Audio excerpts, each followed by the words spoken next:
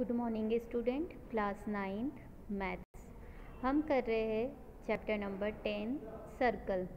आज इस वीडियो में हम सॉल्व करेंगे 10.1 एक्सरसाइज का question number first and question number second. Question number first आपके पास गिवन है फिलिंग द ब्लैंक्स। मतलब क्वेश्चन नंबर फर्स्ट में आपके पास 5 फिलिंग द ब्लैंक्स दे के रखे हैं और आपको इन स्टेटमेंट को समझकर इनके फिलअप को क्या करना है, कंप्लीट करना है, राइट। तो सबसे पहले हम देखेंगे कि सर्कल होता है क्या है। तो मैं बेसिक इन्फॉर्मेशन आपको दे देती हूँ। सर्कल इस तरीके से सर्कल होता है, क्लियर। सर्कल का ये पॉइंट हमारे लिए क्या होता है, सेंटर। मतलब centre of the circle is denoted by C. मतलब हम नॉर्मली सर्कल के सेंटर को कहाँ से डिनोट करते हैं, सी से। और यहाँ से यहाँ तक की लेंथ हमारे लिए क्या कहलाती है, radius. It's call radius, clear. मतलब यहाँ से यहाँ तक की जितनी वो है वो रेडियस, और ये हमारे लिए सेंटर, राइट। रेडियस का अगर हम डबल कर दे, this is called diameter and denoted by small d. मतलब रेडियस जितनी यहाँ से यहाँ तक की रेडियस है उतनी रेडियस यहाँ से यहाँ तक की होगी। तो डबल आर कर दे, मतलब रेडियस का डबल, वो हमारे लिए क्या कहलाएगी, डायमीटर, राइट। और कॉर्ड क्या होता है कि ये हमारे लिए कॉर्ड का काम करेगा। मतलब लाइन सेगमेंट सर्कल में कैसा भी हो वो कॉर्ड कहलाता है। और सबसे बड़ा और सबसे लंबा कॉर्ड कौन सा रहता है, डायमीटर, क्योंकि ये लाइन सेगमेंट है। इससे बड़ा और भी कॉर्ड नहीं होता है। मतलब यही सबसे बड़ा कॉर्ड है। ये सब बहुत सारे, कितने, कभी पूछे कि कितने कॉर्ड होते हैं आपके सर्कल में, तो हमारे पास इनफाइनाइट कॉर्ड होते हैं। ये सब कॉर्ड है, यहाँ से यहाँ तक ज्वाइन करा कॉर्ड, यहाँ से यहाँ तक ज्वाइन करा कॉर्ड, ये भी कॉर्ड, ये भी कॉर्ड। तो आप पता लगा सकते हो कि कितने कॉर्ड होते हैं, नहीं। मतलब नंबर ऑफ कॉर्ड हमारे पास कितने होते हैं, इनफाइनाइट होते हैं, राइट। मतलब हम बहुत सारे बना सकते हैं, लेकिन सबसे लंबा और सबसे बड़ा कॉर्ड जिसे हम बोलते हैं वो केवल एक ही होता है, और वो होता है डायमीटर। मतलब यहाँ से यहाँ तक की डिस्टेंस हमारे लिए रेडियस, यहाँ से यहाँ तक की डिस्टेंस हमारे लिए radius, this is centre, clear. अब देखिए ये सर्कल है, सर्कल के अंदर वाले पार्ट को हम क्या बोलेंगे, इंटीरियर। अगर कुछ बोल दिया कि कोई पॉइंट कहाँ पर है, सपोज मैंने दे दिया कि बताइए ये सर्कल है और ये पॉइंट कहाँ है, तो आप क्या बोलोगे, ये पॉइंट कैसा है, इंटीरियर पॉइंट है, राइट। ए पॉइंट कहाँ पर है, सर्कल के अंदर है, मतलब इंटीरियर। सपोज मैंने बोल दिया बी पॉइंट कहाँ पर दिख रहा है आपको, तो क्या बोलोगे आप, exterior, right. It means circle के बाहर है, क्लियर। अगर वो बोल दे कि सी पॉइंट यहाँ पर है, सी मतलब वो पॉइंट, सी पॉइंट कहाँ पर है, ऑन दी सर्कल, मतलब वो पॉइंट कहाँ पर है, सर्कल के ऊपर। तो ये थी बेसिक इन्फॉर्मेशन। अब हम देखते कि फिलअप में हमें क्या और कैसे भरना है, राइट। सबसे पहला पॉइंट क्या दे के रखा है, the centre of a circle lies in fill up of the circle. मतलब सबसे पहले हमने एक सर्कल बनाया है, ये उसका सेंटर हो गया सी। अब वो पूछ रहा है कि सर्कल का जो सेंटर होता है वो एक्सटीरियर है या इंटीरियर। अब बताइए कि सर्कल का सेंटर आपको अंदर दिख रहा है या बाहर दिख रहा है, अंदर दिख रहा है, क्लियर। कि हमेशा सर्कल का सेंटर का होता है, अंदर ही होता है, तभी तो हम क्या बनाते हैं, सर्कल। मतलब सर्कल का सेंटर का है, अंदर की तरफ है, मतलब आंसर क्या हो जाएगा, इंटीरियर। मतलब इसका करेक्ट ऑप्शन कितना हो जाएगा, इंटीरियर। ये ग्रीन इससे करा हुआ है, मतलब इसका आंसर है इंटीरियर। मतलब हमेशा सर्कल का सेंटर कहाँ होगा, अंदर की तरफ। और हम यहाँ फिलअप में क्या बोलेंगे, interior. Now the second point is a point whose distance from the center of a circle is greatest than its radius lies in fill-up of the circle। अब यहाँ क्लियर दिख रहा है कि एक्सटीरियर है, पर कैसे आपको समझ में आना चाहिए।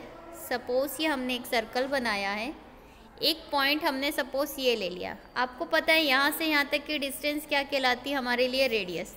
तो वो क्या बोल रहे हैं कि वो जो पॉइंट की डिस्टेंस है सेंटर से, ये सेंटर है, इस पॉइंट की डिस्टेंस कैसी है, बड़ी है। ये पी पॉइंट ले लिया हमने। अब पॉइंट, उस पॉइंट को हमने पी सपोज कर लिया। Whose distance from the centre, centre से इसकी डिस्टेंस कैसी है, इज ग्रेटेस्ट। किससे ग्रेटेस्ट है, इट्स रेडियस से। अगर रेडियस से कोई डिस्टेंस बड़ी है तो डेफिनेटली वो सेंटर से कहाँ जाएगी, बाहर की तरफ। जैसे रेडियस हमने सपोज कर ली 5 और इसकी डिस्टेंस 7 है, तो डेफिनेटली सेंटर से वो पॉइंट कहाँ जाएगा, बाहर की तरफ। किसी भी डायरेक्शन में जाए लेकिन जाएगा कहाँ, सर्कल के बाहर की तरफ। क्लियर। तो इससे ये क्लियर होता है कि अगर डिस्टेंस रेडियस से बड़ी है इट मीन्स सर्कल के बाहर पॉइंट जाएगा।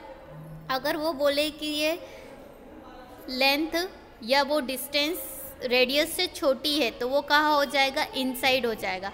इट मीन्स कि डिपेंड करेगा ये वाले सेंट पॉइंट पे कि अगर वो ग्रेटेस्ट बोलेगा तो एक्सटीरियर आएगा और लोवेस्ट बोलेगा तो इंटीरियर आएगा। आई होप आपको ये क्लियर हो गए होंगे दोनों फिलअप।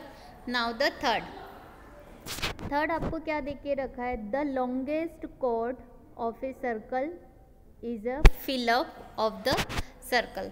मैंने अभी आपको एक बेसिक डायग्राम समझाया था कि ये आपका सर्कल है, सर्कल का ये पॉइंट आपके लिए सेंटर होता है and this is called radius.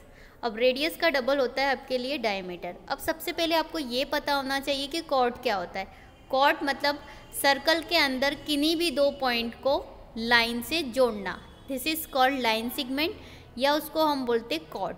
तो ये भी एक कॉर्ड है, ये भी एक कॉर्ड है, ये भी एक कॉर्ड है, मतलब किसी भी दो पॉइंट को जोड़ना सर्कल पे कॉर्ड होता है। अब हमें ये बताओ कि जो सबसे बड़ा कॉर्ड होता है वो क्या होता है, डायमीटर। मैंने अभी बेसिक इन्फॉर्मेशन ने आपको बताया था कि ये वाला जो लेंथ है ए बी, ये आपके लिए डायमीटर भी है और दो पॉइंट को जोड़ रहा है सर्कल से, इसलिए ये कॉर्ड भी है। कॉर्ड ही ऐसा है डायमीटर, वो जो सबसे लंबा होता है। इट मीन्स इसका आंसर क्या हो जाएगा, diameter. Clear. The longest chord of a circle is diameter of the circle. Now the fourth case is an arc is a fill up when its end are the end point of diameter. ये circle है, ये diameter है, right. अब arc का मतलब होता है ऐसा आर्क, अपन राउंडर से एक आर्क ड्रॉ करते तो वो आर्क कैसा लेना है, डायमीटर से। डायमीटर से डायमीटर को जोड़ना है, and point of diameter. Diameter के दो एंड पॉइंट कौन से हैं, ए और बी, ये दो पॉइंट है डायमीटर के। इन दोनों पॉइंट को जोड़ना मतलब जैसे हमारे पास ये है डायमीटर ए और बी, इन दोनों पॉइंट को जोड़ना मतलब आपने ये करा तो ये वाला डायग्राम आपके लिए क्या कहलाएगा, सेमी सर्कल, सर्कल का आधा। तो सर्कल का आधा आपने एक आर्क ड्रॉ करा और ये हमारे लिए क्या बन गया, सेमी सर्कल। मतलब डायमीटर के दोनों पॉइंट्स को, एंड पॉइंट को जब आप जॉइंट करते हो तो वो क्या बन जाता है, सेमी सर्कल। मतलब इसका आंसर कितना हो गया, semi circle. Now the fifth point is segment of a circle is the region between and arc and fill up of the circle. Clear.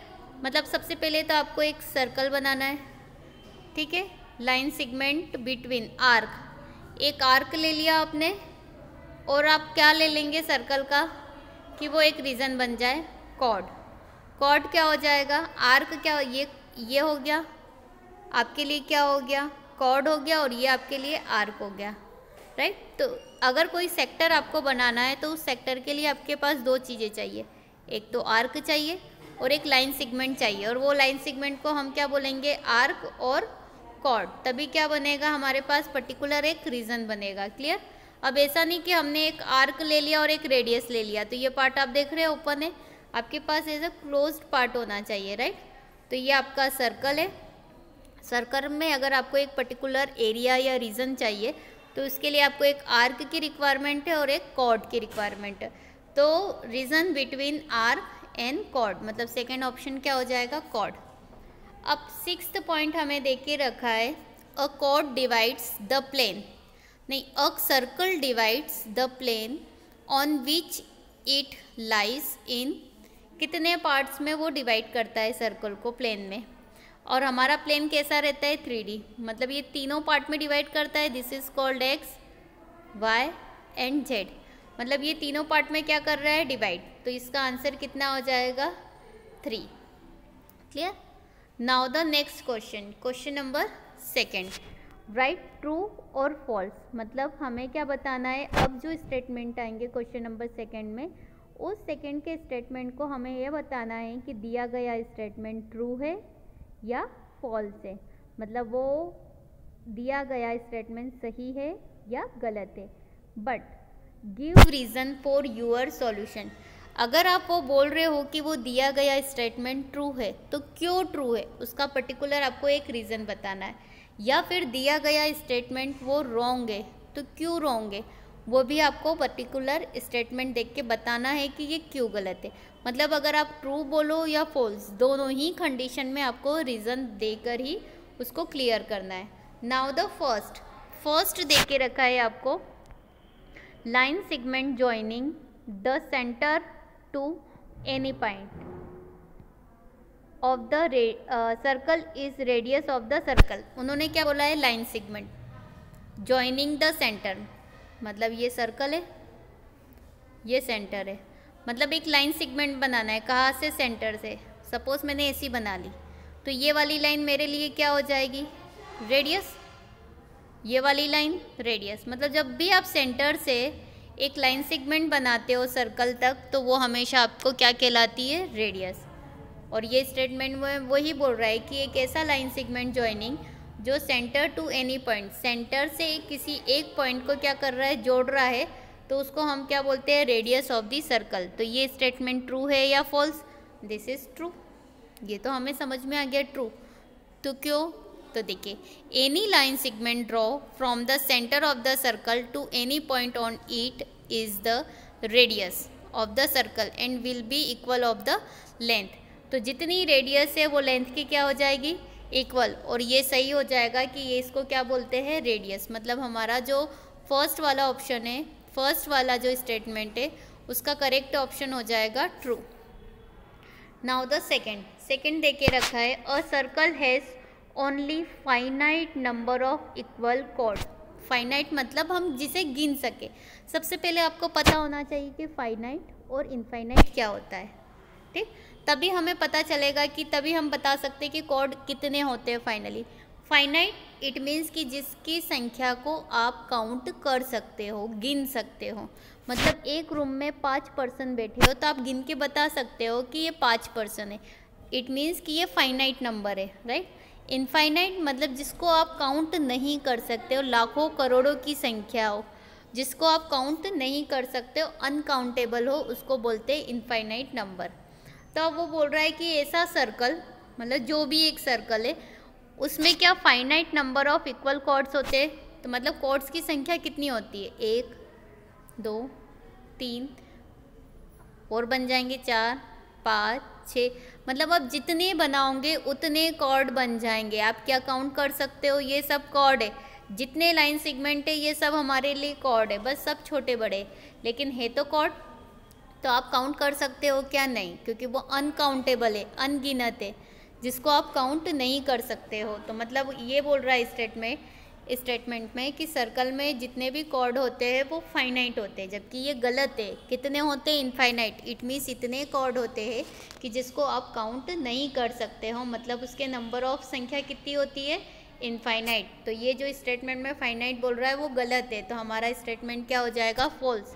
तो हम बोलेंगे there can be infinite number of the equal chord of a circle. मतलब finally कितने होते हैं number of chords, infinite, जिसको आप count नहीं कर सकते हो। Now the third number, if a circle is divided into 3 equal arcs, each is a major arc. देखिए ये सर्कल है, अब हमें कितने पार्ट में सर्कल को आर्क में डिवाइड करना है, दिस इज कॉल्ड आर्क। मतलब ये आर्क है आपके लिए, तो आपको इस आर्क को कितने इसमें डिवाइड करना है, 3, फर्स्ट सेकेंड थर्ड, मतलब 3 पार्ट में डिवाइड करना है। Each is a major arc, मतलब हर एक क्या आपके लिए मेजर आर्क है, नहीं, तीनों ही इक्वल है। मेजर आर्क और इससे बड़ा हो सकता है, राइट। तो देखिए ये स्टेटमेंट गलत है, मेजर मतलब ये सबसे बड़ा आर्क है, नहीं। तो देखिए जब एक आपका सर्कल है, ये एक आर्क ले लिया, दिस इज पार्ट, ये पार्ट आपका छोटा है और ये पार्ट बड़ा है। छोटे पार्ट को हम बोलते हैं माइनर आर्क, बड़े वाले आर्क जिसमें बड़ा एरिया आ रहा है उसको बोलते हैं मेजर आर्क। मतलब ये आपके लिए माइनर हो गया और ये मेजर। अब आप देख रहे हैं कि ये छोटा पार्ट है और इतना पार्ट आपके लिए बड़ा है, तो क्या ये मेजर आर्क होगा क्या, नहीं, मतलब गलत है।